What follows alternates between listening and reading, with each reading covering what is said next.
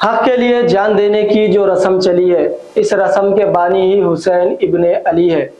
بسم اللہ الرحمن الرحیم۔ السلام علیکم ناظرین اکرام، محرم الحرام کی 10 تاریخ یعنی یوم عاشوراء کو تاریخ اسلامی کا وہ دردناک سانحہ پیش آیا جس میں نواسۂ رسول حضرت امام حسین رضی اللہ تعالیٰ عنہ کی شہادت ہو گئی۔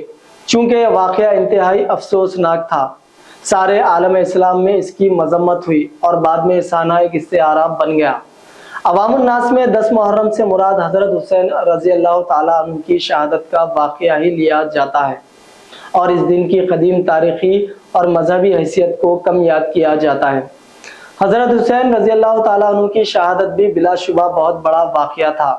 امت اسلامیہ اس کا زخم ابھی تک نہیں بھول پائی ہے، لیکن عاشوراء محرم یعنی محرم کی 10 تاریخ کی مذہبی اور اسلامی فضیلت اس واقعے سے پہلے سے تھی۔ دراصل یوم عاشوراء روزہ رکھنے کا دن ہے۔ رمضان المبارک کے روزوں کی فرضیت سے قبل عاشورے کا روزہ ہی رکھا جاتا تھا، اور اللہ کے رسول صلی اللہ علیہ وآلہ وسلم نے ہجرت سے پہلے بھی اور ہجرت کے بعد بھی عاشورے کا روزہ ہمیشہ رکھا۔ رمضان المبارک کے روزے فرض ہونے کے بعد عاشورے کے روزے کی فرضیت تو ختم ہو گئی، لیکن رسول اللہ صلی اللہ علیہ وآلہ وسلم عاشورے کا روزہ پابندی سے رکھتے رہے۔ اسی طرح عاشورے کا اللہ کے رسول کی ذاتی دائمی سنت ہے۔ رسول اللہ صلی اللہ علیہ وسلم عاشورے کے روزے کا اہتمام اسی طرح کرتے تھے جس طرح رمضان کے روزوں کا اہتمام فرمایا کرتے تھے۔ حضرت ابن عباس رضی اللہ تعالیٰ عنہ کی ایک روایت امام بخاری نے نقل کی ہے۔ وہ کہتے تھے کہ میں نے رسول اللہ صلی اللہ علیہ وآلہ وسلم کو دنوں میں عاشوراء اور مہینوں میں رمضان المبارک کے روزوں کے سب سے زیادہ اہتمام کے ساتھ رکھتے ہوئے دیکھا۔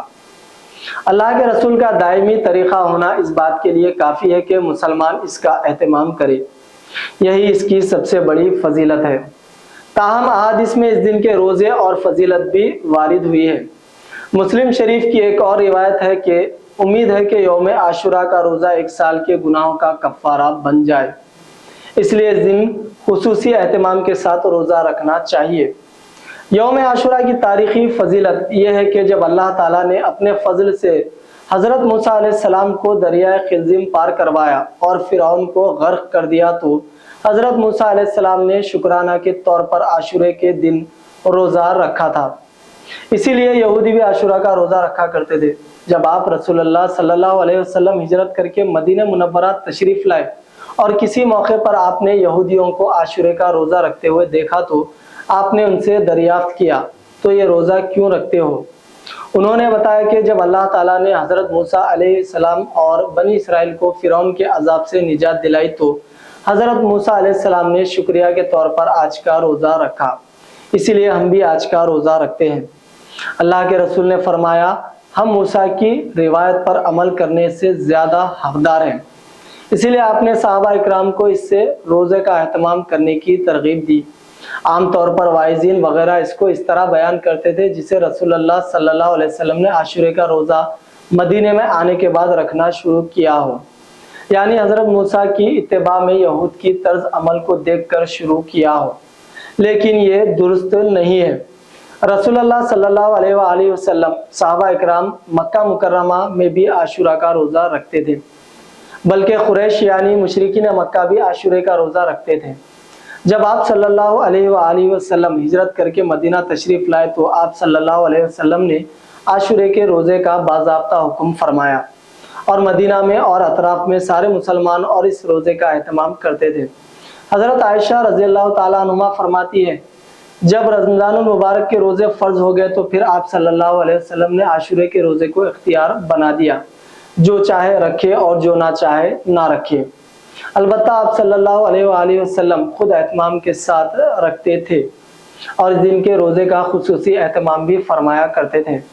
عبادات میں جتنی عبادت مشروع ہے یعنی رسول اللہ صلی اللہ علیہ وسلم سے ثابت ہے، اتنی ہی کرنا عین اتباع رسول ہے۔ اس میں کمی یا زیادتی کرنا نفس کی اتباع ہے۔ اسی لیے عاشوراء محرم کا تقاضا یہ ہے کہ جس طرح رسول اللہ صلی اللہ علیہ وسلم نے اس دن روزہ رکھا، ہم بھی روزہ رکھیں اور یہ امید کریں کہ اس کے ذریعے ہمارے گناہ معاف ہوں گے، اور اس طرح ہم اس تاریخی روایت سے بھی وابستہ ہو جائیں گے جو حضرت موسیٰ علیہ السلام سے آج تک چلی آ رہی ہے یعنی اسی دن بنی اسرائیل کو فرعون کے مظالم سے نجات ملی۔ گویا یہ دن استعارہ ہے مظلوم کی نصرت کا۔ اللہ تعالی ہم کو عاشورے کا اسی طرح اہتمام کرنے کی توفیق نصیب فرمائے جیسے اہتمام اس نے اپنے رسول صلی اللہ علیہ وآلہ وسلم کے کرایا ہے۔